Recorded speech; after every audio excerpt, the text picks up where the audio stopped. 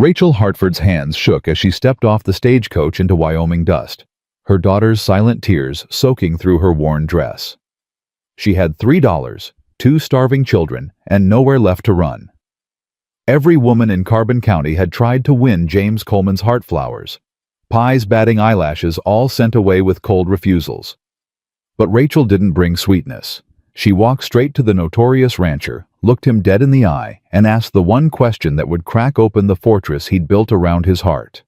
"You want a wife, Mr. Coleman, or just another winter alone?" Friends, if you're drawn to stories of second chances and the kind of love that's built on raw honesty rather than pretty lies, hit that subscribe button right now. This is a 2-hour journey through the hardest winter Wyoming ever saw, and I promise you, it'll be worth every minute. Drop a comment telling me what city you're watching from. I love seeing how far these frontier tales travel. Now settle in, because what happened next changed 4 lives forever. The October wind had teeth. Rachel Hartford felt every bite as she stood in the dirt street of Carterville, Wyoming, watching the stagecoach that had brought her here disappear into the distance. Her last connection to everything she'd known. Gone. "Mama." Sam's voice cracked that terrible in-between sound of a boy trying to be a man. "Where do we go?"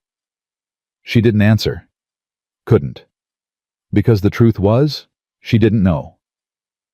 Lottie pressed against her skirt, silent as always. The child hadn't spoken a full sentence to anyone but Rachel and Sam since that night 18 months ago.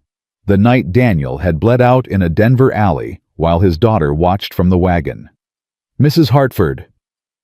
A woman emerged from the general store, wiping flour-dusted hands on her apron. Round face, kind eyes, too much curiosity. "I'm Dorothy Chen. You wrote about a room." "Yes." Rachel forced her spine straight. Pride was a luxury she couldn't afford, but dignity cost nothing. "If it's still available." "It is, but—" Dorothy's eyes traveled over them.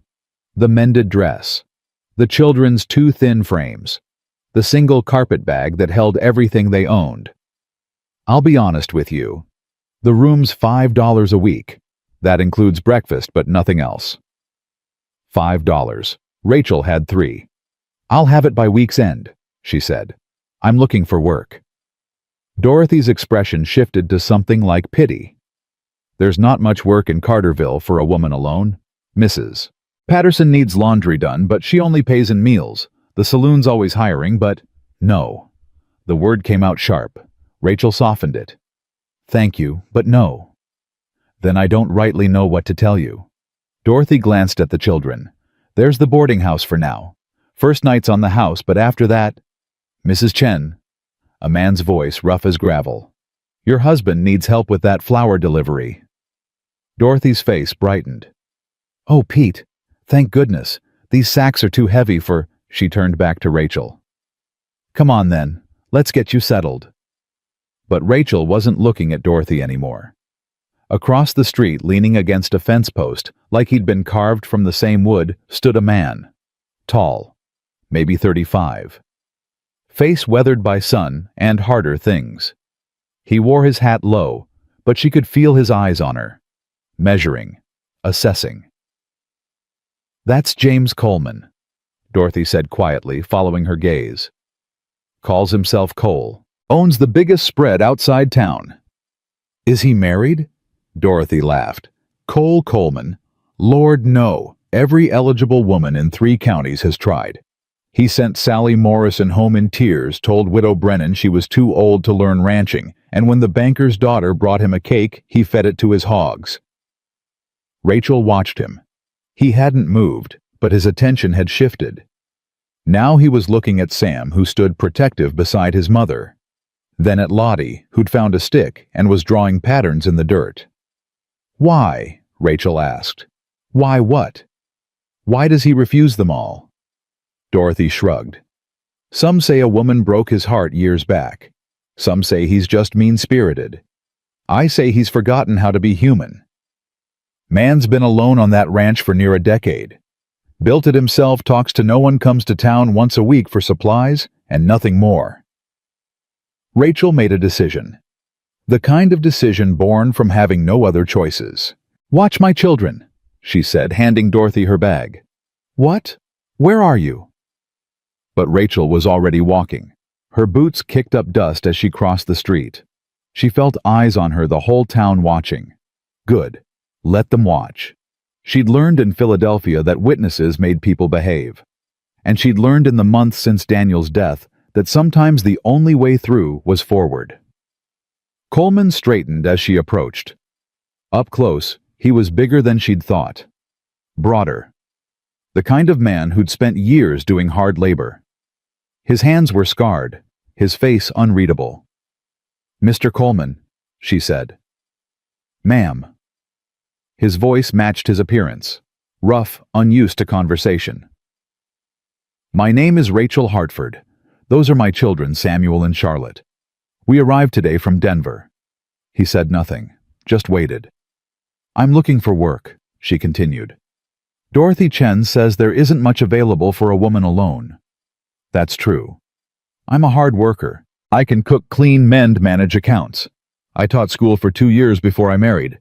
I can read, write, cipher." "That's so." She'd expected more resistance. His silence was worse, like talking to a wall. "I heard you've refused every woman who's approached you." Something flickered in his eyes. "News travels. I'm not approaching you as those women did." She met his gaze directly. "I'm not offering romance or companionship or whatever else they thought you needed. I'm offering work. Good, honest work in exchange for room and board for myself and my children. I work alone." "You're also coming into winter. Winter on a ranch requires more hands, not fewer." His jaw tightened. "Your boy's too young, girl's too small." "My son is 11 and stronger than he looks. My daughter is quiet but capable. And I guarantee you, Mr. Coleman, I can work harder than any man you'd hire." "That's a bold claim." "It's the truth.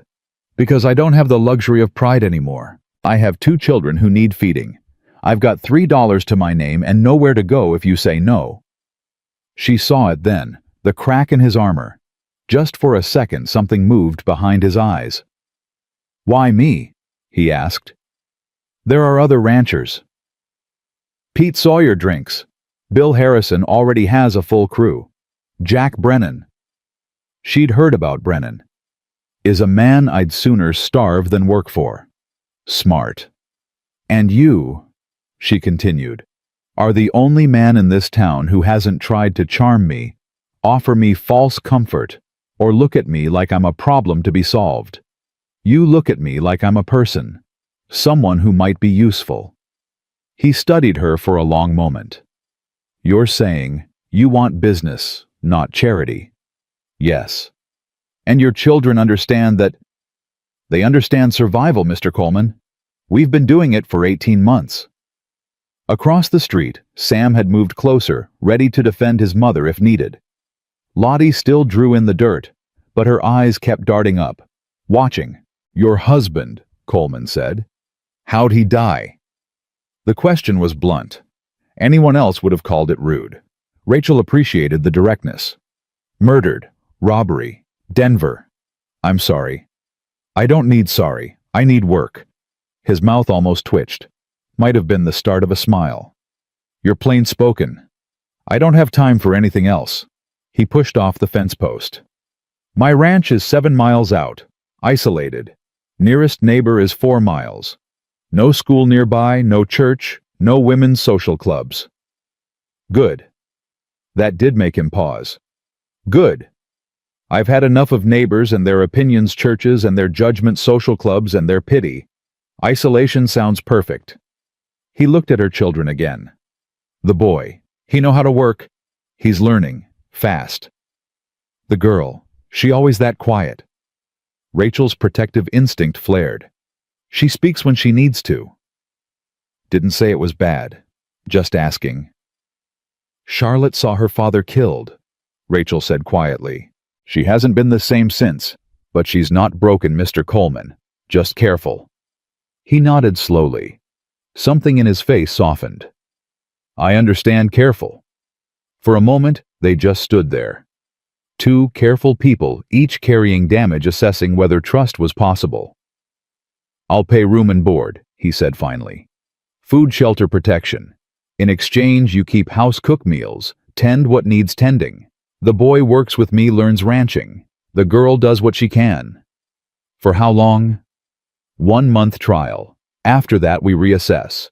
If it's not working, I'll pay stage fare to wherever you want to go next." It was more than she'd hoped for, less than she needed, but it was something. "There's one more thing," she said. His eyebrows raised slightly. "Ma'am, I need to know you won't hurt them. My children. I've spent the last year and a half keeping them safe, and I don't hit kids," he interrupted. "Don't hit women. Don't touch what's not mine to touch. You and yours will be safe under my roof. You have my word." "Why should I trust your word?" "Because if I was going to lie, I'd make it sound prettier." Despite everything, Rachel almost smiled. "That's fair." "Is that a yes, Mrs. Hartford?" She thought of her $3, the boarding house she couldn't afford, the winter coming, the hunger in her children's eyes they tried to hide. "It's a yes," she said. "But I have a question first. Just one.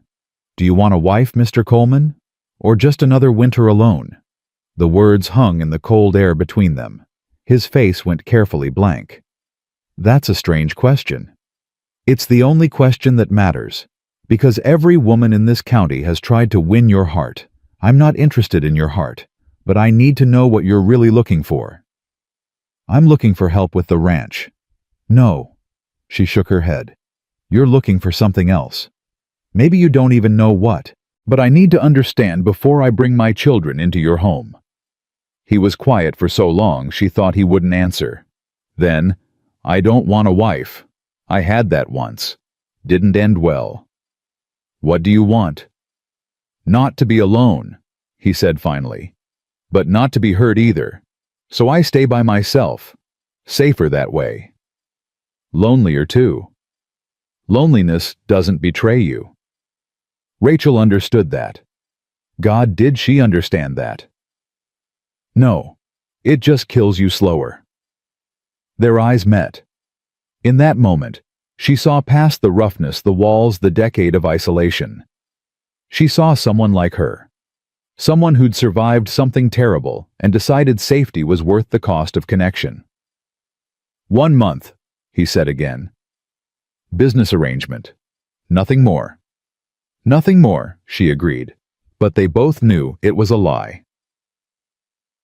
By the time Rachel collected her children and their single bag, a crowd had gathered. Small towns had one true talent gossip. "Did you see that? Bold as brass walking right up to Cole Coleman? Wonder what she said? Poor thing's desperate, you can tell." Rachel ignored them all. She'd learned that lesson too. People would talk regardless. Better to give them something worth talking about. "Sam, Lottie, come." Sam grabbed the bag. Lottie took her mother's hand, her small fingers cold. "Mrs. Hartford." Dorothy Chen hurried over. Are you—" "We're employed," Rachel said. "Thank you for your kindness, Mrs. Chen." "Employed at the Coleman Ranch." Dorothy's eyes widened. "But no one's ever—" "Apparently there's a first time for everything." Coleman had already started toward a wagon. Rachel followed her children, shadowing her steps. "Sam in back," Coleman said, not looking at them. "You and the girl up front." Sam started to protest, protective as always, but Rachel silenced him with a look. The wagon was well maintained. Everything about Coleman seemed that way. Functional, efficient, no wasted effort. He helped her up with a brief touch to her elbow, then lifted Lottie like she weighed nothing. "Thank you," Rachel said. He just nodded. The ride out of town was silent, except for the wagon wheels and horse hooves. Rachel felt every eye on them. She held her head high. "They're going to talk," she said finally. "Let them. It doesn't bother you. I stopped caring what Carterville thought a long time ago." "Fair enough." The landscape opened up as they left town. rolling grasslands stretching toward mountains in the distance. It was beautiful in a harsh way. Empty, clean, honest. "It's big," Sam said from the back. "That it is," Coleman replied. "How big is your ranch?" 300 acres. Not the biggest, but it's mine. All of it." Rachel heard the pride in those words. A man who'd built something from nothing.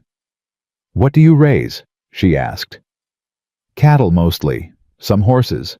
Chickens, though I lost the last flock to a fox. Garden in summer, though I'm no good at it." "I can garden? That'd be useful." The conversation lapsed again. Lottie had leaned against Rachel's side, exhausted from the journey. Her daughter's breathing evened out. Sleep. "She all right?" Coleman asked, glancing over. "Tired. We've been traveling for 3 weeks. From Denver. Through Denver. We started in Philadelphia." His eyebrows rose. "That's a far piece." "I had to get far. Fresh start required distance." He seemed to understand that. "What did you leave behind?" "Debt. Judgmental in-laws. Memories." She paused. "What about you? What made you come to Wyoming?" "Same as you. Needed distance." "From what?" He was quiet long enough that she thought he wouldn't answer. Then, "From who I used to be." Rachel understood that too. The ranch appeared gradually. First a barn solid and well-built, then a house larger than she'd expected, 2 stories wraparound porch. It looked lonely somehow, like it was waiting for something. "You built this?" she asked. "Most of it. Had help with the barn."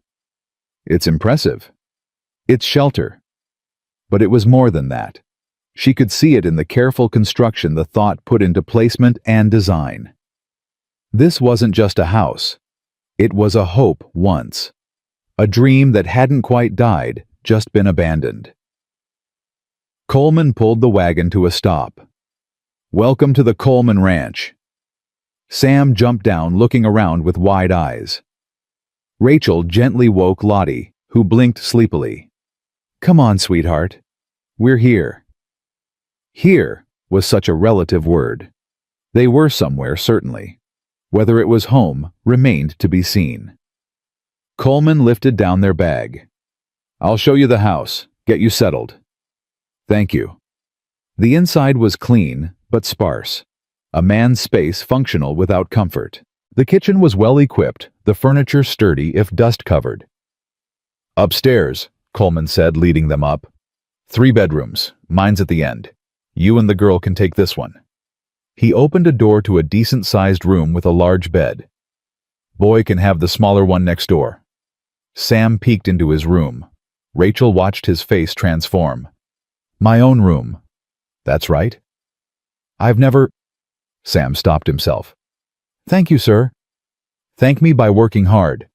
"Yes, sir. I will, sir." Rachel explored their room. The bed was good quality. The window faced east morning light. There was even a chair by the window, perfect for mending. "It's more than adequate," she said. "There's water in the pump works year-round. Stove in the kitchen, root cellars stocked, smokehouse out back. You'll need to inventory everything, see what's needed for winter." "I can do that." "Good." He paused in the doorway. "Dinner's usually at sundown. I'm not particular about what, just that it's hot and filling." "Understood." He started to leave, then stopped. "Mrs. Hartford?" "Yes." "That question you asked. In town. About wanting a wife or winter alone?" "Yeah." He looked uncomfortable. "The answer's neither. I want—" He struggled with the words. "I want someone I can trust not to leave." Before she could respond, he was gone, his boots heavy on the stairs. Rachel sat on the bed, Lottie curling immediately against her side. Sam appeared in the doorway, uncertain. "Mama, is this real?" "I think so, baby." "What if he changes his mind?" "Then we'll deal with it. But for now we have a month. A whole month of food and shelter and safety." "He seems—" Sam searched for words. "Hard." "Not hard. Protected. There's a difference." "How do you know?" Rachel thought about Coleman's eyes when he'd talked about not wanting to be alone, but not wanting to be hurt. About the house he'd built for a family that never came. About the careful way he'd lifted Lottie into the wagon. "Because I recognize it," she said. "He's like us, just surviving." "Is surviving enough?" Sam asked quietly. It was the question she'd been asking herself for 18 months. Since Daniel died. Since the world had gotten smaller and harder and colder.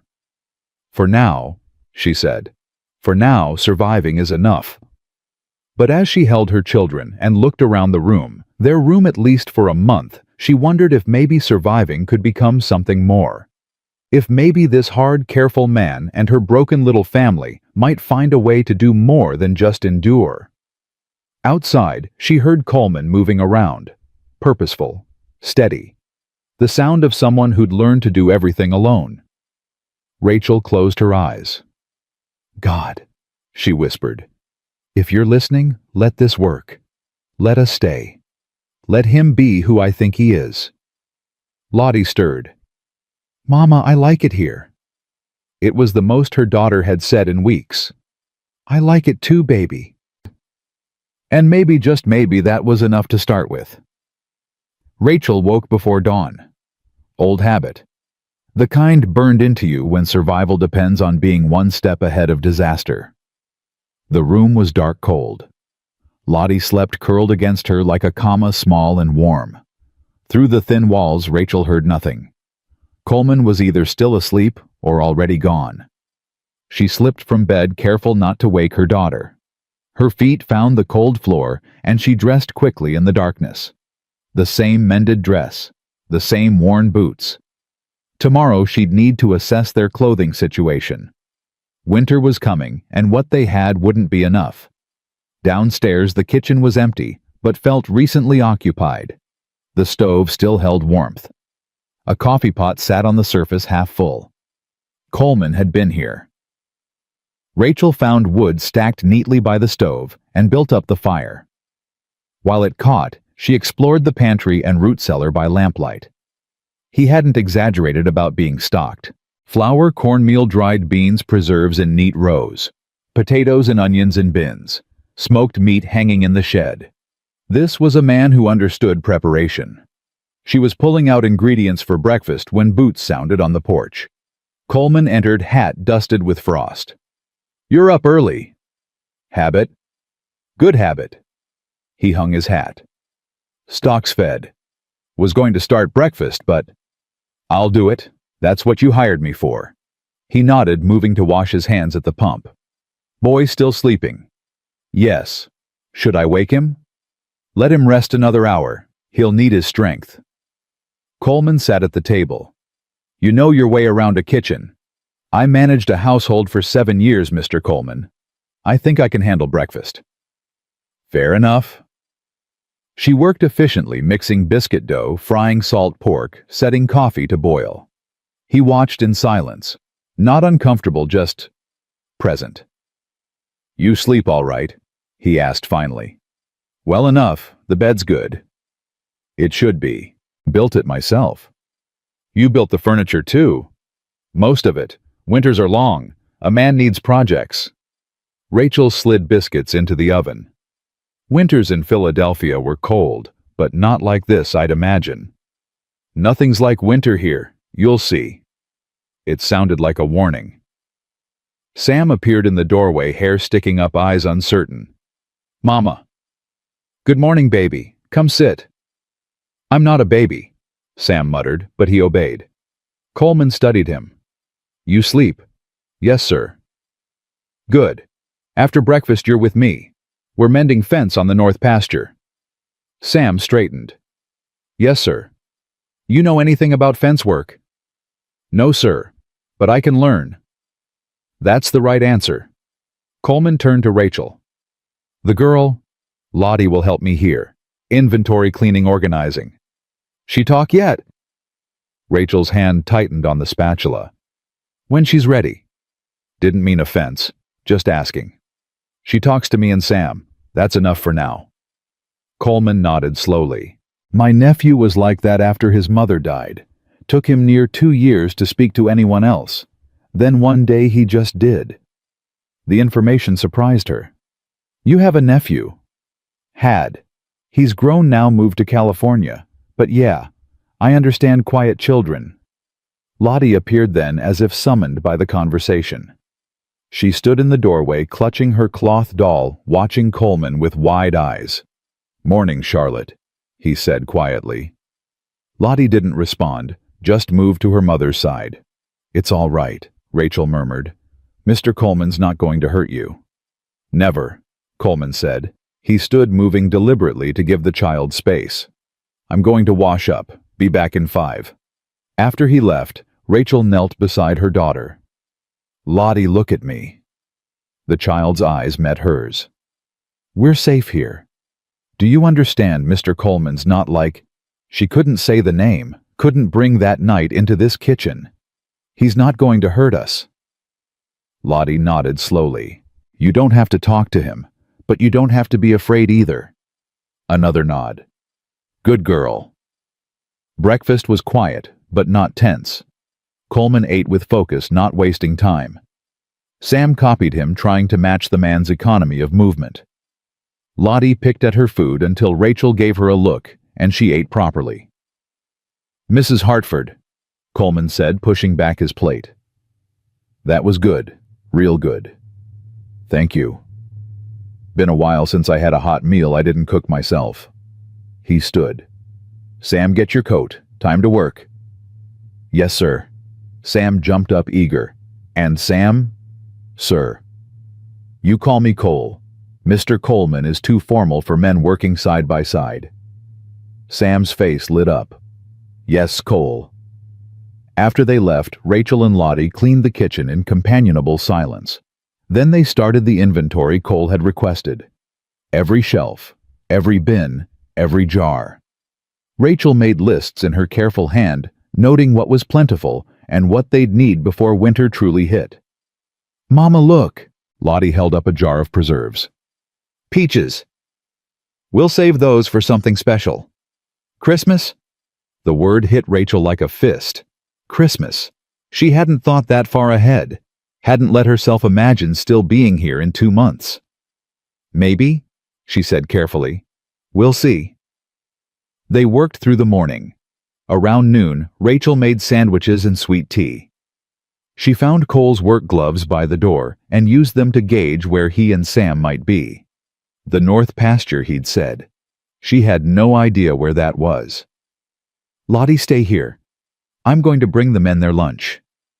Her daughter's eyes went wide with fear. I'll be quick. Lock the door behind me. Don't open it for anyone but me. Understand? Lottie nodded. Rachel wrapped the sandwiches, filled a canteen with tea, and stepped outside. The wind cut through her thin dress immediately. She'd need a heavier coat. Add it to the list. She could see fence line in the distance. 2 figures working. As she got closer, she heard their voices. No, like this. Hammer at an angle so the wire doesn't snap. Like this. Better. You're getting it. She topped a small rise and saw them. Cole was bent over a fence post showing Sam how to secure wire. Her son's face was intense with concentration. His hands, she noticed, were already red and probably blistering. I brought lunch, she called. Both turned. Cole straightened, wiping sweat despite the cold. Didn't have to do that, he said. You have to eat. Mama. Sam ran over. Cole's teaching me everything. Did you know there's a right way and a wrong way to set posts? And the wire has to be tight enough but not too tight, or it'll break when the cattle push against it, and... Breathed Sam. Sorry. But he was grinning. Actually, grinning. Rachel couldn't remember the last time she'd seen that. They sat on a fallen log eating. Cole devoured his sandwich like a man who'd forgotten about food. Sam copied him, though, with more enthusiasm than grace. He's doing good, Cole said quietly. Strong for his age. He's had to be. That's not always fair, though, being strong when you're young. Rachel looked at him. Were you? Had to be. Lost my parents at 12, raised by an uncle who believed hard work built character. His mouth twisted. He wasn't entirely wrong. What happened to him, your uncle? Died when I was 20. Left me this land and not much else. Been building it ever since. Alone. Seemed easier that way. Easier or safer? He met her eyes. You don't pull punches, do you? Can't afford to. No, he agreed. I suppose you can't. Sam finished his sandwich and jumped up. Can we get back to work? You said you'd show me how to check for rot in the posts. Cole almost smiled. All right then. Mrs. Hartford will be done by sundown. I'll have dinner ready. She walked back to the house, feeling his eyes on her, until she crested the hill. When she glanced back, he was already working again, Sam beside him like a shadow learning to match the original. The afternoon passed in domestic routine. Rachel cleaned years of bachelor neglect from the house. She found curtains packed away and hung them. Located his mother's dishes, she could tell by the delicate pattern, and washed them carefully. Made bread because the bin was low and he'd need it. Lottie helped without being asked. She was good at that. Anticipating needs, reading situations, survival skills learned too young. Mama, this house is sad, Lottie said suddenly. Rachel paused in her scrubbing. What do you mean? It's like it's waiting for something that never came. Children saw things adults tried to hide. Maybe, Rachel said. But maybe we can make it less sad. How? By living in it. Really living, not just existing. Lottie considered this. Do you think Mr. Cole wants us to stay? I don't know, baby, but we have a month to find out.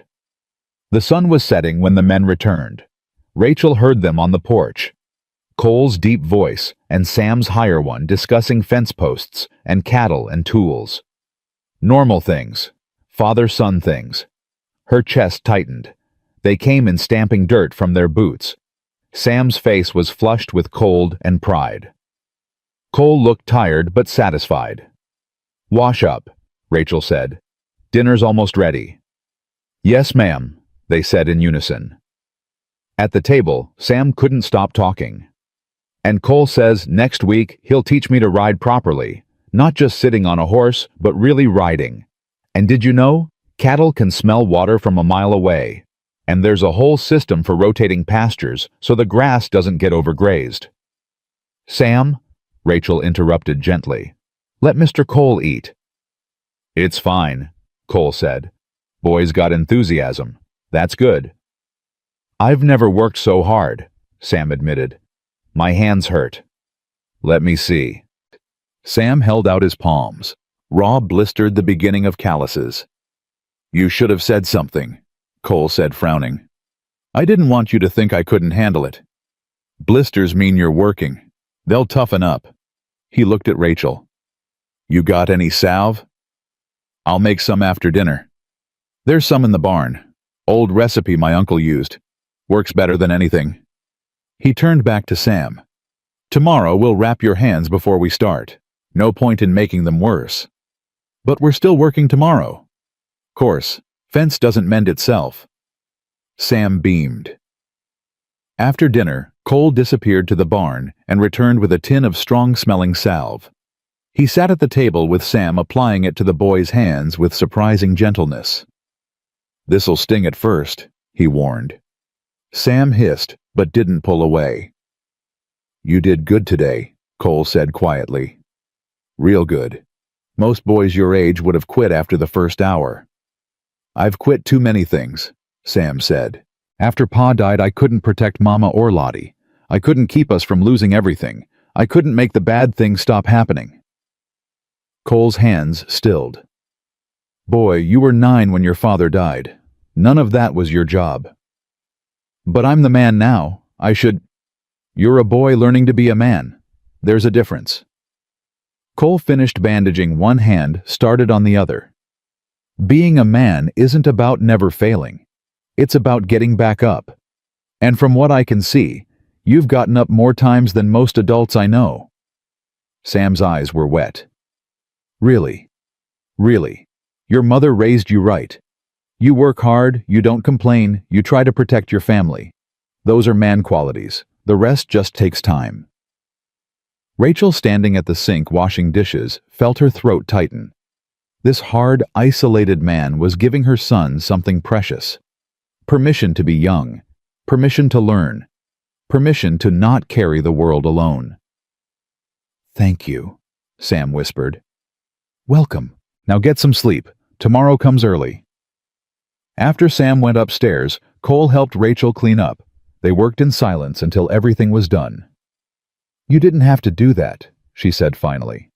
"With Sam's hands. Boy needed tending." "No, the other part. What you said about being a man." Cole set down the towel. "He's carrying too much. I recognize the weight." "You carried it too." "Yeah, and it near broke me. I won't watch it happen to someone else if I can help it." Rachel turned to face him fully. "Who was she?" "What?" "The woman who left. The one who made you decide alone was safer." His jaw tightened. "That's not your business." "You're right, it's not." She dried her hands. "But you should know something, Cole. We're not staying just for room and board. Sam's already attached to you. In one day you became someone he looks up to, someone he wants to make proud. I didn't ask for that." "No, but you got it anyway. So you need to decide now if you're going to let him down in a month when this arrangement ends, or if you're going to be honest about what this really is." "What is it?" he asked. "A chance, for all of us, to be more than just survivors." She left him standing in the kitchen, his face unreadable. Upstairs, Lottie was already asleep. Sam was in his room door cracked open. Rachel looked in and saw him staring at his bandaged hands like they were medals. "Mama," he whispered. "I thought you were asleep." He sat up. "Is this real, or are we going to have to leave?" "I don't know, baby.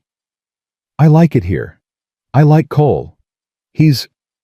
Sam struggled for words. "He's like how I remember Pa, but different. Stronger, maybe. Or just available," Rachel finished. "Your father loved you, Sam. But he was always working, always stressed, always worried about money. And then he died trying to get more money." The bitterness in his voice was new and painful. "The men who killed him were evil. That wasn't about money. That was about cruelty." "I know. But if we'd had enough, he wouldn't have been walking home alone in the dark. He would have had a carriage, protection, something." Rachel sat on the edge of his bed. "We can't live in what if, Sam. We can only live in what is." "What is this? What are we doing here?" "Surviving. For now. Maybe more later. But surviving is enough." He lay back down. "Cole said I did good today." "You did. I'm proud of you." "I'm going to work so hard, Mama. So hard that he'll want us to stay." Her heart broke a little. "Baby, that's not how it works. We can't make people want us. But we can be useful. We can be worth keeping." She kissed his forehead. "You're worth keeping just by existing, Sam. Don't ever forget that." But after she left his room, she wondered if she believed her own words, because hadn't she been operating on the same principle? Be useful enough, work hard enough, and maybe they won't throw you away. She checked on Lottie still sleeping, then moved to her own side of the bed. Through the walls, she heard Cole moving around his room. The creak of floorboards, a window opening, the sound of a man too restless to sleep.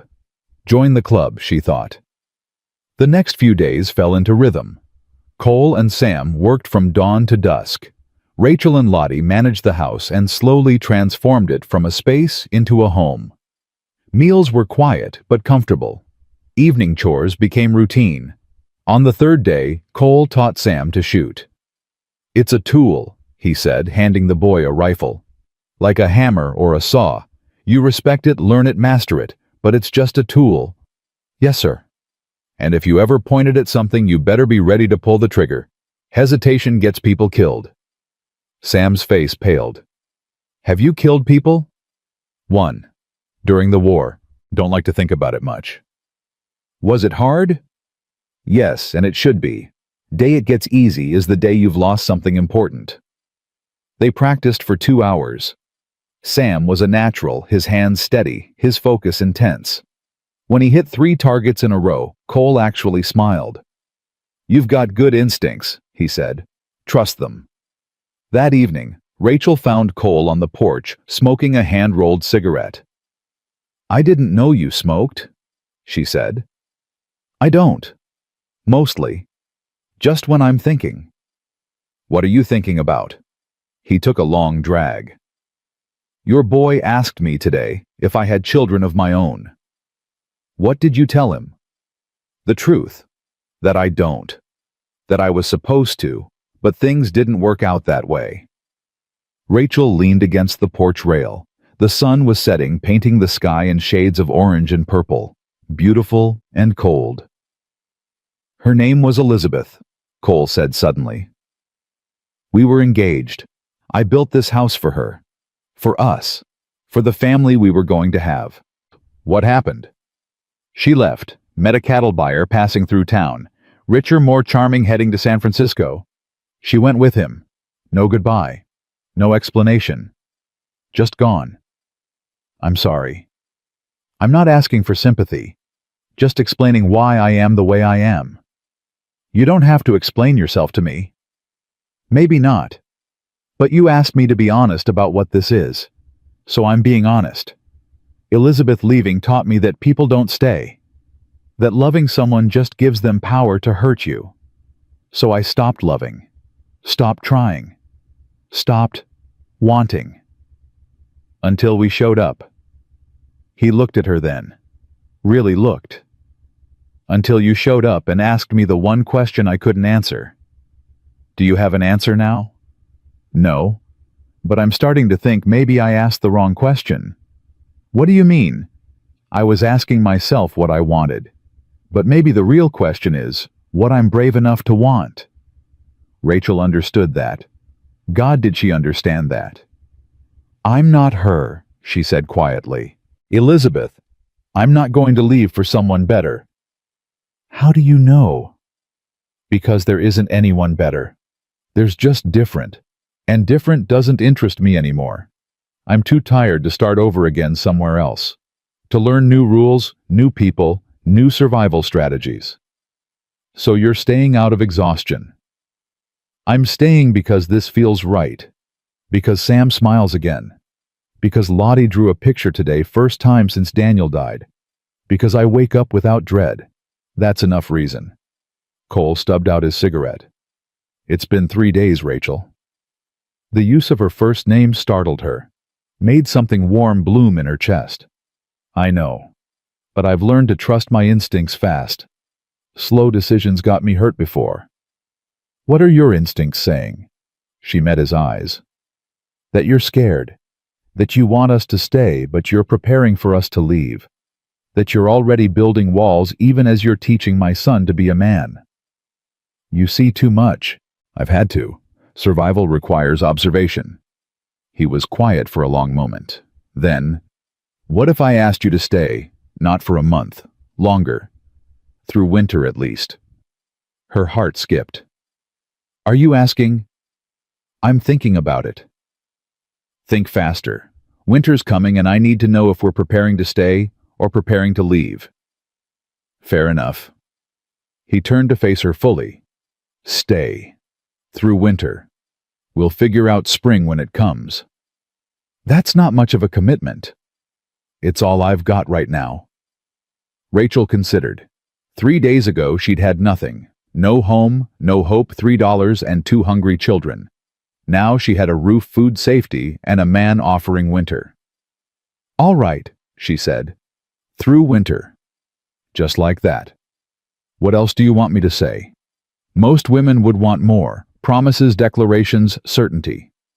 I'm not most women. And certainty's a lie anyway. I'll take winter. Something in his face shifted. Relief, maybe. Or fear. Both. "There's one condition," he said. "What?"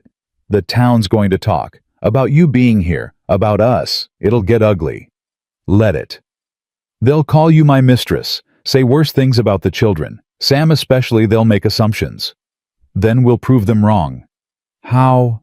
Rachel took a breath. She was about to suggest something crazy, but desperate times called for desperate measures. We make it legal.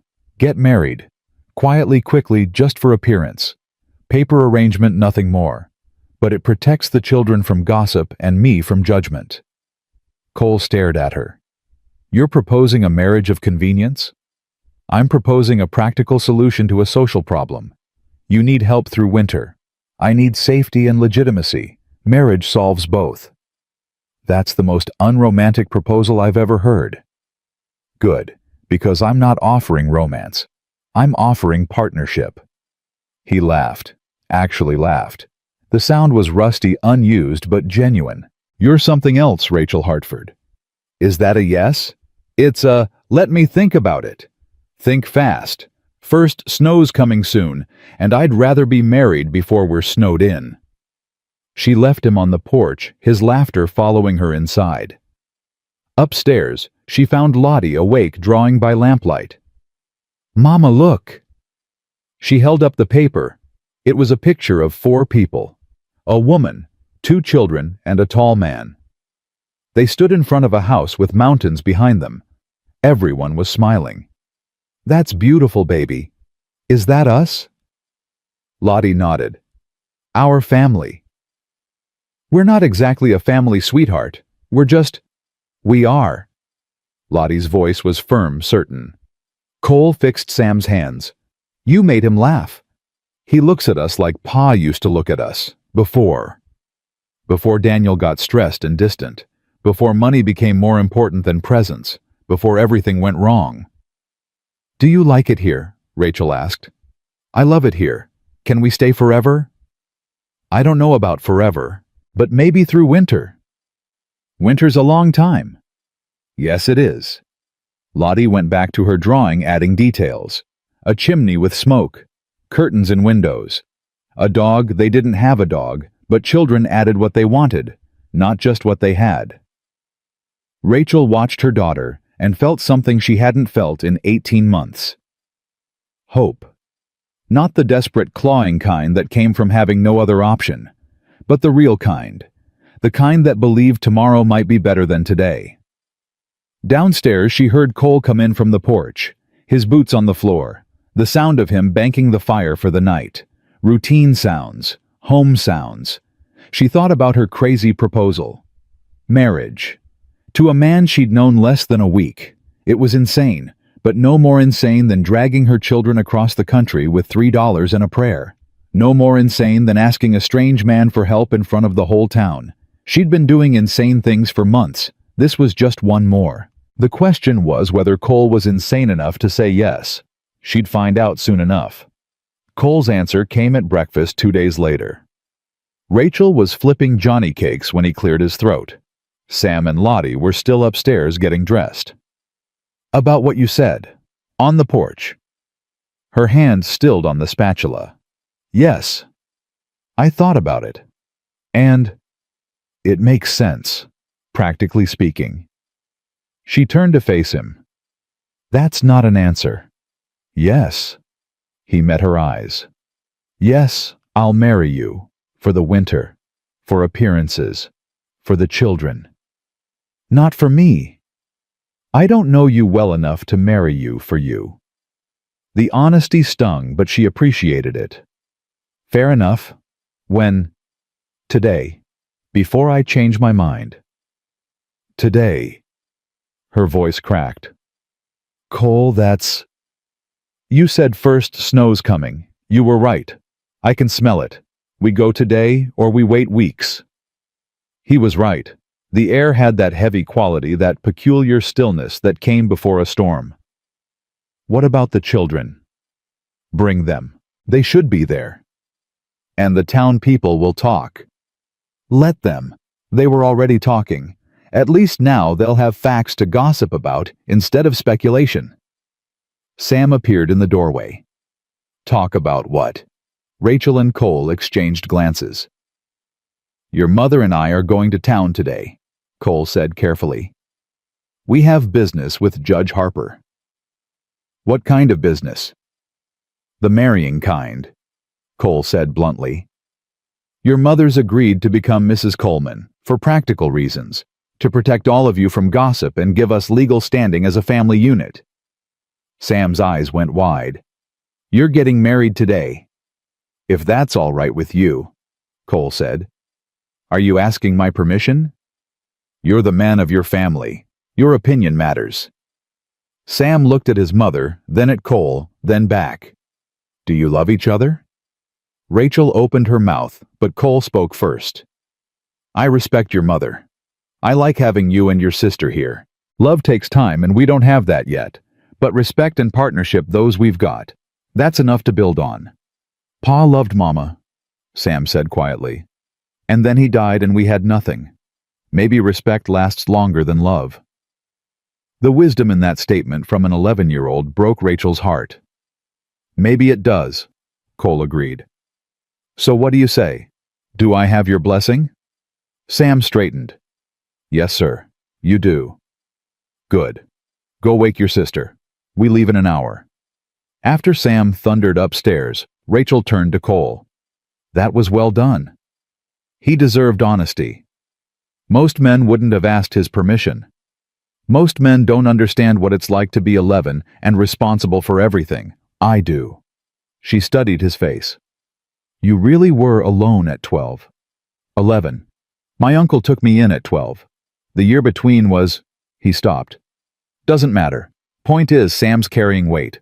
I wanted him to know he's not carrying this decision. Rachel moved closer. Cole? Yeah. Thank you for seeing him. Really seeing him. Same thing you did for me. Saw past the walls to what was underneath. And what's underneath? He smiled, but it didn't reach his eyes. A man who's terrified he's making another mistake, but doing it anyway. The ride to Carterville was tense. Sam sat tall, protective. Lottie clutched her doll, silent. Cole drove with his jaw set. Rachel kept her hands folded in her lap to stop them from shaking. They weren't even in love. This was insane. But insanity had kept them alive this long. The town noticed their arrival immediately. Windows opened. People emerged from shops. By the time Cole stopped the wagon in front of Judge Harper's office, a crowd had gathered. Stay close, Cole muttered to the children. Judge Harper was a weathered man in his 60s, with kind eyes and a shrewd mind. He looked up from his desk when they entered. Cole Coleman, didn't expect to see you today. Need a favor, Judge. What kind? The marrying kind. Harper's eyebrows shot up. He looked at Rachel, at the children, then back at Cole. This the widow from Philadelphia. Rachel Hartford. Yes. And you want to marry her? I do. Why? The bluntness of the question hung in the air. Because it makes sense, Cole said. She needs protection. I need help. The children need stability. Marriage provides all three. That's the most unromantic reasoning I've heard in 30 years of performing ceremonies. Don't need romance, need legality. Harper turned to Rachel. Mrs. Hartford, are you being coerced? No, sir. Are you in your right mind? As much as I ever am. Do you understand that marriage is a legal contract with consequences? I understand contracts better than most judge. My father was a banker. Harper grunted. And the children are supportive, Rachel said firmly. The boy. Come here. Sam stepped forward, chin up. Your name? Samuel Hartford, sir. You understand what's happening here? Yes, sir. Mr. Coleman's marrying Mama, so we have legal protection and social standing. How old are you? 11, sir. And you're fine with this? Sam glanced at Cole, then back at Harper. Cole asked my permission. He didn't have to. That tells me something about the kind of man he is. So yes, sir. I'm fine with it. Harper's expression softened. You're wise for your age, boy. Had to be, sir. The judge turned to Lottie. And you, little miss, what do you think? Lottie pressed against Rachel's skirt, but said nothing. She doesn't talk much, Rachel explained. But she drew us a picture yesterday. The four of us as a family. She's happy here. Harper sat back in his chair. Cole, you sure about this? You've turned down every woman in 3 counties. Now you're marrying one you've known less than a week. I'm sure. Why? Cole looked at Rachel, really looked. Because she doesn't want to change me. She just wants to survive alongside me. That's honest. I can work with honest. Something in Rachel's chest tightened. Harper pulled out papers. All right then. Let's make this legal before you both come to your senses. The ceremony took 5 minutes. No flowers, no music. Just words and signatures and 2 witnesses Harper pulled from the street. Dorothy Chen, who looked thrilled, and Bill Harrison, who looked confused but supportive. Do you, James Coleman, take this woman? I do. Let me finish the question, Cole. Why? We both know what we're agreeing to. Harper sighed. Fine. Do you, Rachel Hartford, take this man? I do. You're both impossible. By the power vested in me by Wyoming territory, I pronounce you husband and wife. Cole, you may kiss. No need, Cole said quickly. It's tradition.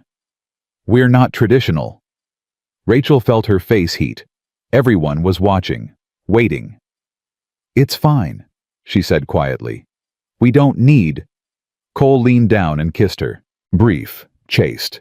His lips barely brushed hers, but the contact sent electricity through her entire body. He pulled back, eyes unreadable. There, traditional enough? Harper shook his head. You two are going to have an interesting marriage. We're going to have a practical one, Cole corrected. Come on, Rachel, let's go home. Rachel. Not Mrs. Coleman, not wife.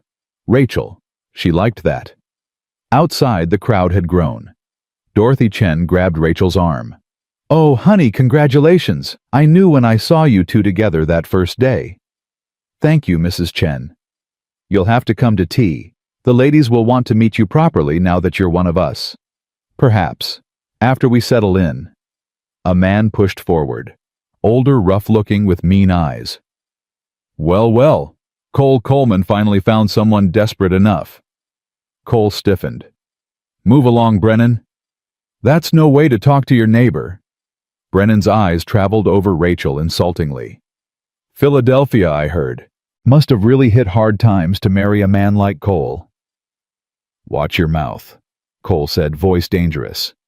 Free country. I can speak my mind. Brennan turned to Rachel. You should know what you married Mrs. Coleman. This land you're living on got water rights that should be mine. Your new husband's been stealing. I'm stealing nothing. The rights are legal and filed.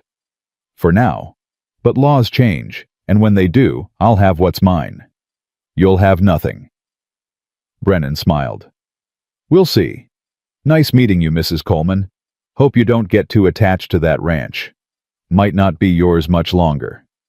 He walked away, leaving tension in his wake. Who was that? Rachel asked. Trouble. Cole helped her into the wagon. Jack Brennan. Owns land to the east. Been trying to claim my water rights for 5 years. Can he? Not legally, but legally doesn't always matter out here. They rode home in silence. Sam kept looking back at town like he expected pursuit. Lottie had fallen asleep against Rachel's side. Cole's jaw was tight, his hands hard on the reins. Cole. Not now. We should talk about... Not now, Rachel. She fell silent. She'd pushed enough for one day. At the ranch, Cole unhitched the wagon with sharp, angry movements. Sam hovered nearby, uncertain. Go inside, Cole said. All of you. But, inside. They obeyed. Rachel got Lottie settled for a nap, then found Sam in the kitchen. Is he angry? Sam asked. Not at us? At Brennan. At the situation. What situation? Rachel sat at the table. I don't know all of it yet. but I think we just made things more complicated. How? By giving Brennan a target. Before Cole was just a stubborn bachelor. Now he's a man with a family to protect. That makes him vulnerable. But we make him stronger too, right? More people to help. Or more people to worry about. Sam's face fell. Did we make a mistake coming here? No, baby, I don't think so. But we might have made Cole's life harder. The door banged open. Cole stood there breathing hard like he'd been running. Sam, come with me. Why? Because I'm going to teach you something important. They went to the barn. Rachel followed despite Cole's earlier dismissal. She wasn't about to let her son disappear with an angry man-husband or not. Cole pulled out a rifle.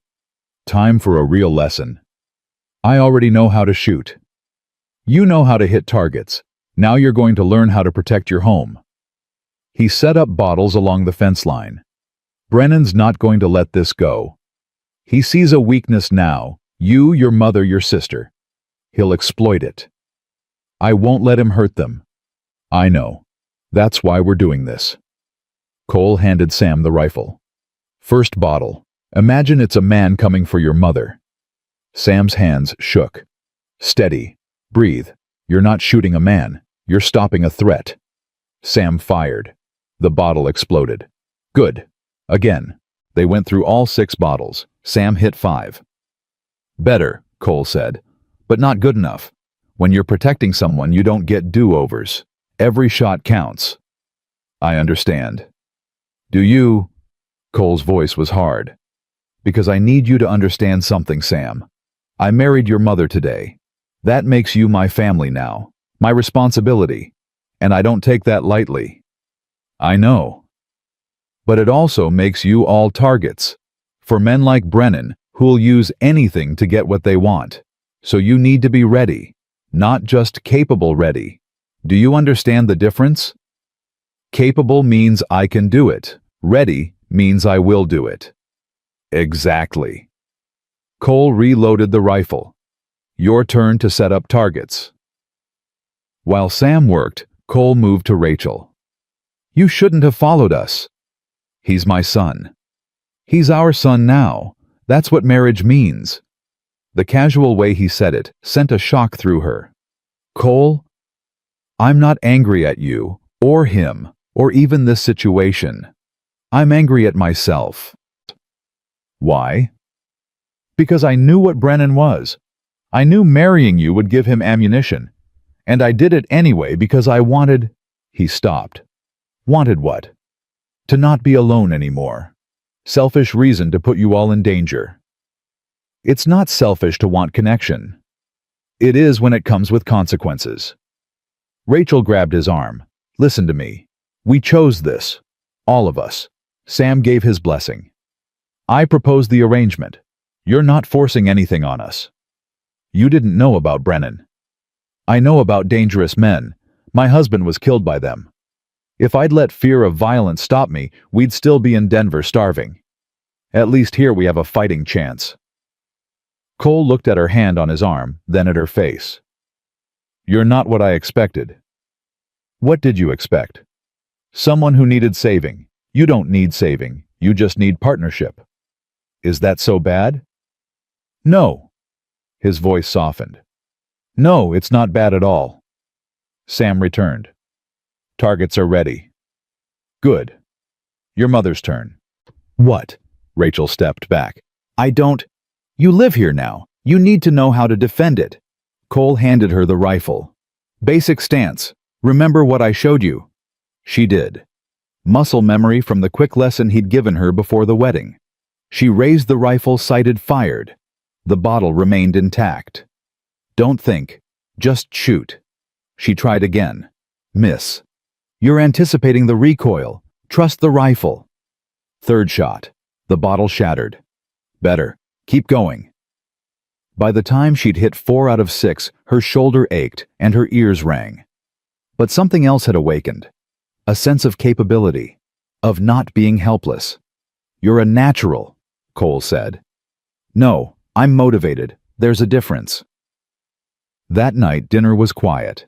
Everyone exhausted from the day's events. After the children went to bed, Rachel found Cole on the porch again. "We need to talk about sleeping arrangements," she said. He tensed. "Right. I assumed separate rooms. Unless you want, separate is fine. Good even. This is business." "Business," she echoed. "Right." But standing there in the dark, the word felt hollow. They were married now, legally bound, living under one roof, raising children together. At what point did business become something else? Rachel, yes. About earlier, the kiss. Her heart hammered. What about it? I shouldn't have done it. Not like that. Not in front of everyone, like I had rights I haven't earned. The judge said it was tradition. Tradition's just peer pressure from dead people. I should have asked first. She turned to face him. Would I have said yes? I don't know. Would you? The honest answer was yes. Even though she barely knew him. Even though this was supposed to be practical. Even though she'd sworn off romance after Daniel. Yes, she would have said yes. It doesn't matter now, she said instead. It's done. That's not an answer. It's the only answer I have tonight. She went inside, leaving him in the cold. Upstairs, she found Lottie awake. Mama, are we safe here? Yes, baby. That man today, Mr. Brennan, he was mean. Yes, he was. Is he going to hurt us? Rachel wanted to lie, to promise complete safety, but she'd learned that children knew when you lied, and trust once broken was hard to rebuild. I don't know what he'll do, she said carefully. But Cole, your new papa, he's going to protect us. And we're going to protect each other. That's what families do. Are we really a family now? Legally, yes. In every other way. Rachel touched her daughter's face. We're getting there. Lottie smiled. I like getting there. After her daughter fell asleep, Rachel lay awake listening to the house. Cole's footsteps when he finally came inside, the creak of his door, the sound of boots hitting the floor.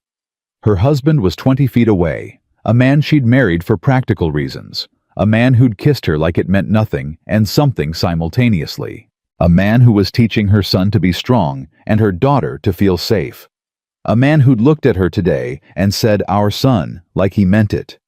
She touched her lips where he'd kissed her. Brief contact, meaningless in its way. But her body had reacted like it was significant, like it was a promise of more. Stop it, she told herself. This is business. Protection. Winter survival. Nothing more.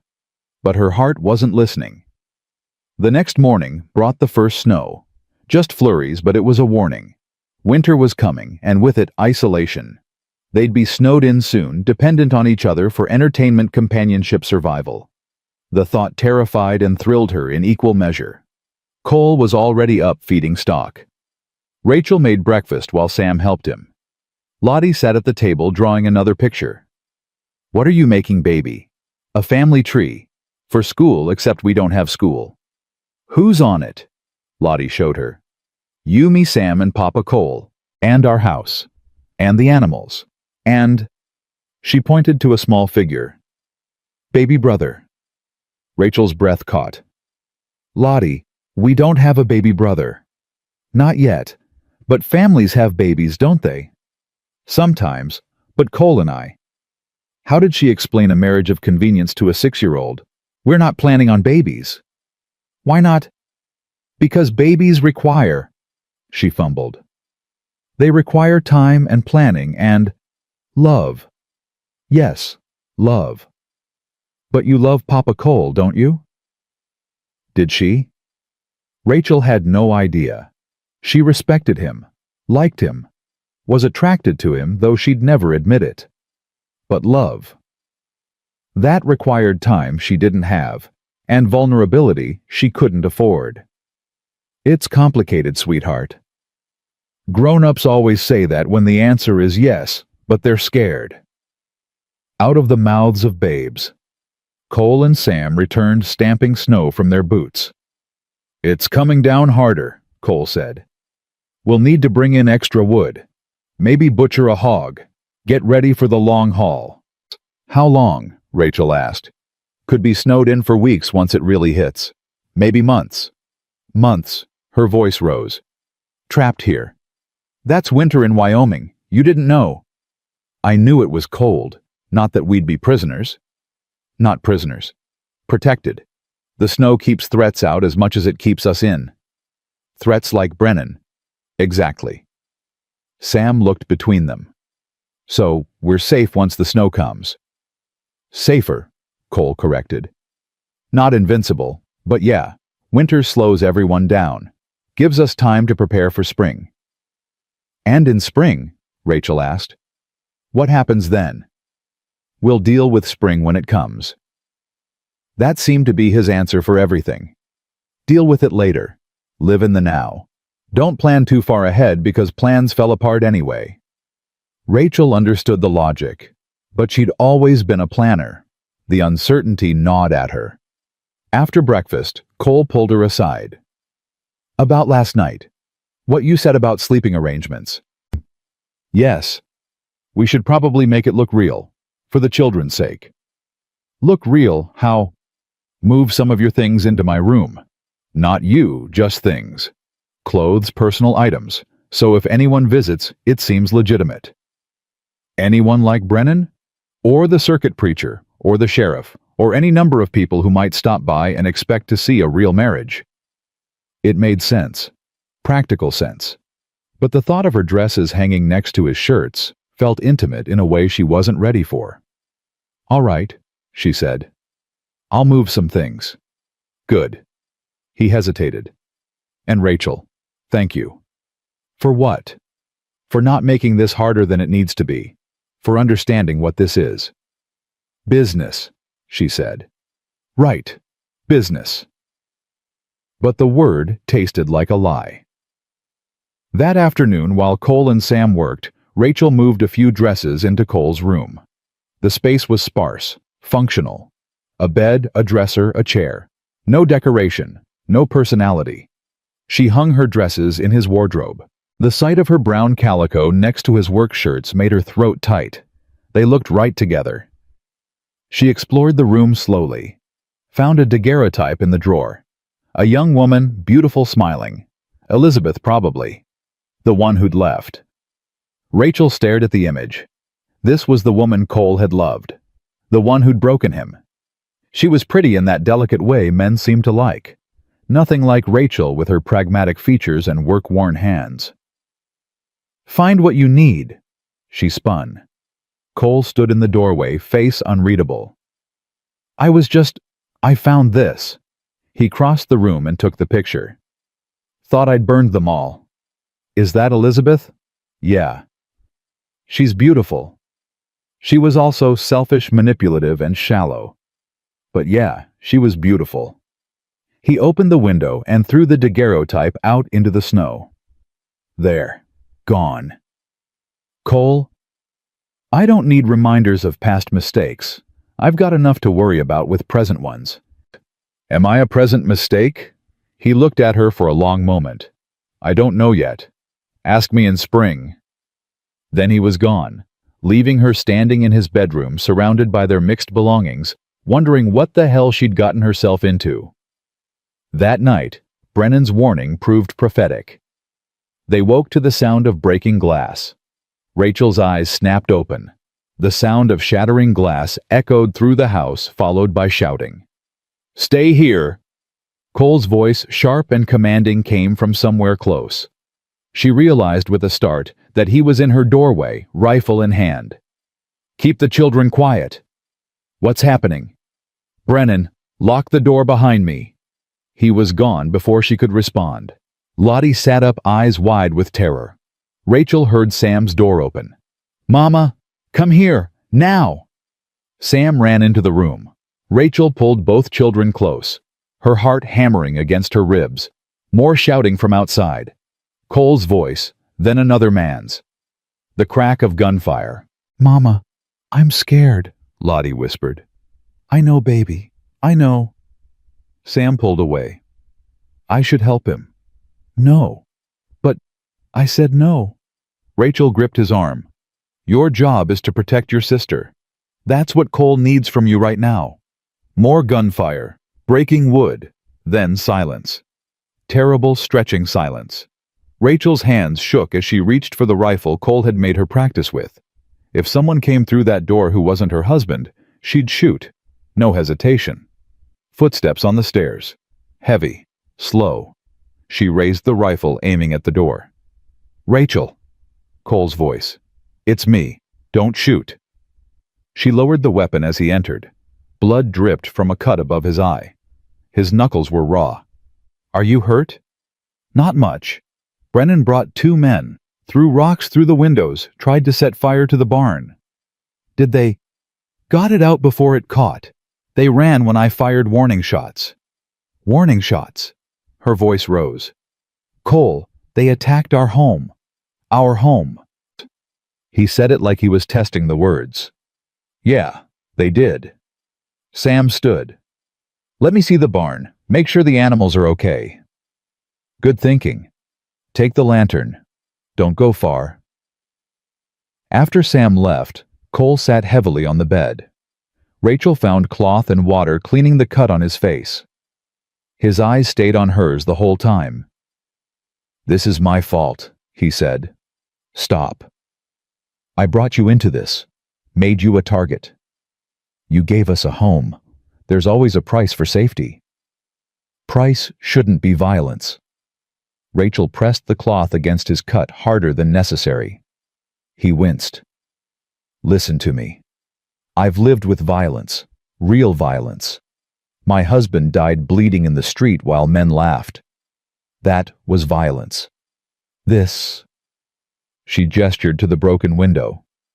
This is just desperation, and desperate men make mistakes. What if they come back? Then we'll be ready. Cole's hand came up covering hers. You're not afraid. I'm terrified. But fear doesn't help. Action does. They stayed like that, hands touching for longer than necessary. Then Lottie whimpered, and the moment broke. Everyone stays in one room tonight, Cole said. Safer that way. Your room. It's the only one with a view of both approaches. Yeah, my room. They moved like refugees, gathering blankets and pillows. Sam returned, reporting the animals were fine, just spooked. They settled into Cole's room. Rachel and Lottie on the bed, Sam on the floor with blankets, Cole in the chair by the window with his rifle. Try to sleep, Cole said. You're not sleeping. Someone needs to keep watch. Then we'll take turns. You can't stay awake all night. Rachel, you need rest as much as we do. Wake me in 3 hours. She expected argument. Instead, he nodded. 3 hours. Rachel lay next to Lottie, staring at the ceiling. Her daughter's breathing eventually evened out, Sam's too. But sleep wouldn't come. Every creak was a footstep. Every wind gust was an intruder. You're not sleeping, Cole said quietly. Neither are you. I said I'd keep watch. And I said we'd take turns. But neither of us is actually capable of rest right now, are we? He almost smiled. No. Tell me about Brennan. Why does he hate you so much? Cole was quiet for a long moment.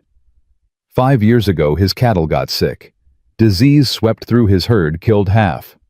He needed water for the survivors, but his creek ran dry. Drought year. Let me guess. He wanted your water. Demanded it. Said I had more than I needed, that sharing was the Christian thing to do. What did you say? That sharing wasn't the issue. His herd was infected. If they drank from my creek, they'd infect my water source. Told him no. And his cattle died. Most of them. He blames me for not helping. Says I chose water over neighbors. Did you? I chose survival, same as you would have done.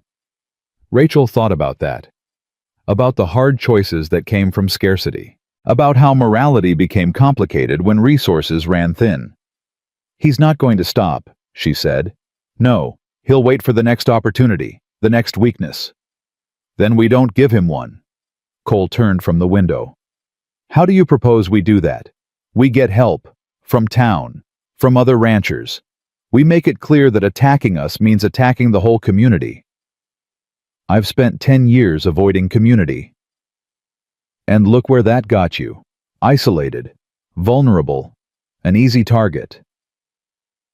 Being part of something means owing people. Means obligations. It also means backup. Support. Witnesses when someone tries to burn your barn. He rubbed his face. You're asking me to change everything about how I live. I'm asking you to adapt. For all our sakes. And if I can't... Rachel sat up carefully, not wanting to wake Lottie. Then we'll find another way. But Cole, you married me for protection and partnership. Let me partner with you on this. You've been here a week. And in that week, I've learned more about survival here than you probably want me to know. I see how you work, how you think. You're prepared for physical threats, fire weather animals. But you're not prepared for social warfare. That's where I come in. Social warfare. Brennan's not just attacking your property, he's attacking your legitimacy, your right to be here.